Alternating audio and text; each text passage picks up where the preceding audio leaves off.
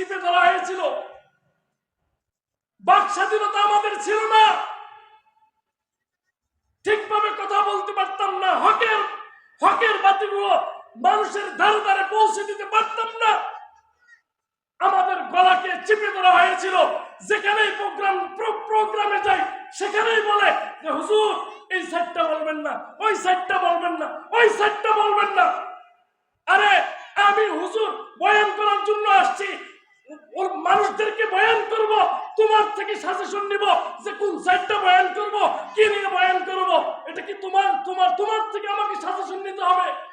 ময়মনসিংহে এক প্রোগ্রামে গেলাম, সেখানে সভাপতি সাহেব আমাকে কানে কানে বললো যে হুজুর দেশের পরিস্থিতি ভালো না, একটু বুঝে শুনে কথা বলিয়ে। বুঝে শুনে কি? কোরআন ও হাদিসের আলোচনা, কোরআন ও হাদিসের আলোচনা আমি মানুষদের ধারে ধারে পৌঁছায় দিব। আর কার গায়ে লাগবে কার গায়ে লাগবে না এটা আমার যায় আসে না। যদি তুমি অপরাধ করে থাকো তাহলে তোমার গায়ে লাগবে, আর যদি তুমি কোনো অপরাধ করে না থাকো তাহলে তোমার গায়ে লাগবে না। তুমি যদি কোরআন ও হাদিসের আলোকে তোমার জীবনকে চালাও তোমার গায়ে লাগবে না, আর যদি তুমি কোরআন ও হাদিসের আলোকে তোমার জীবনকে না চালাও তাহলে তোমার গায়ে লাগবে। আসসালামু আলাইকুম।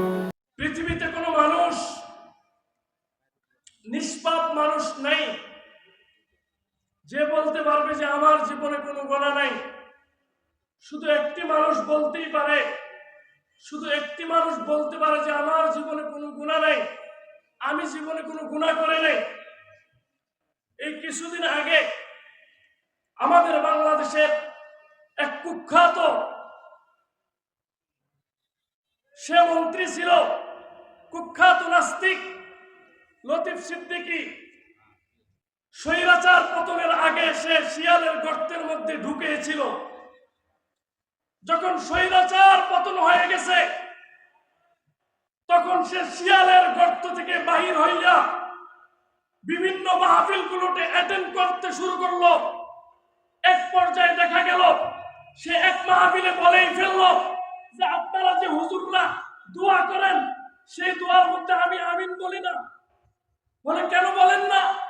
বলে কারণ হলো তারা শিক্ষা দিতেছে, এই যে হুজুর দোয়া করতেছে, হুজুর বলতেছে নিষ্পাপ, আমি হলো গুনাহগার, তারা বলতেছে আমিন, তারাও গুনাহগার, তারাও আল্লাহর কাছে ক্ষমা প্রার্থনা করে।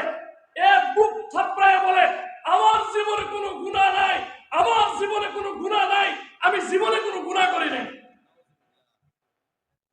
অথচ তার মুখের মধ্যে এক ফোঁটা দাড়িও নাই। রাসূল করিম সাল্লাল্লাহু আলাইহি সাল্লাম হাদিসের মধ্যে বলেছেন দাড়ি যে কাটবে সে তার দায়মি গুনাহ হবে, সব সময় তার আমলনামার মধ্যে গুনাহ লেখা হবে। ইতিপূর্বে আমাদের ইসলামের গুরুত্বপূর্ণ একটা বিধান সম্পর্কে সে কটাক্ষ করেছিল, কটূক্তি করেছিল। বাংলাদেশের মুসলমান তাকে ছাড় দেয় নাই। এখনো তুমি শিয়ালের গর্ত থেকে বাহির হইয়া নিজেকে নিষ্পাপ দাবি করতে চাও, নিজেকে ধোয়া তুলসী পাতা দাবি করতে চাও। খবরদার খবরদার, ইসলামকে নিয়ে একটা কথা বলার চেষ্টা করবা না। যদি ইসলামকে নিয়ে একটা কথা বলবার চেষ্টা করবা, ইসলামকে কলুষিত করবার চেষ্টা করবা, নবীকে নিয়ে কটূক্তি করবার চেষ্টা করবা, তোমার জীব টেনে ছিঁড়ে হিসড়ে বঙ্গোপসাগরের মধ্যে নিক্ষেপ করা হবে। ইসলামকে কটূক্তি করবার, ইসলামকে কলুষিত করবার তোমাকে পাওয়ার কে দিয়েছে? খবরদার মুসলমান, বাংলাদেশের মুসলমান 5 ওয়াক্ত নামাজ না পড়লে কি হবে?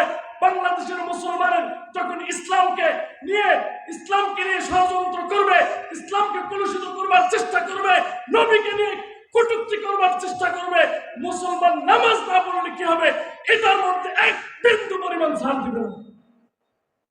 সেজন্য খবরদার, ইসলামকে নিয়ে একটা কথা বলবার আগে 10 বার নয় 100 বার চিন্তা করে দেখবেন। ইসলামকে নিয়ে একটা কথা বলবার আগে 100 বার চিন্তা করে দেখবেন যে এই কথাটা কেন বলবো, আর কোন কথা বলার আপনার অধিকার আছে। যেই কথা বলবার আপনার অধিকার আছে সেই কথা বলবেন, যে কথা বলবার আপনার অধিকার নাই সে কথা বলবেন না।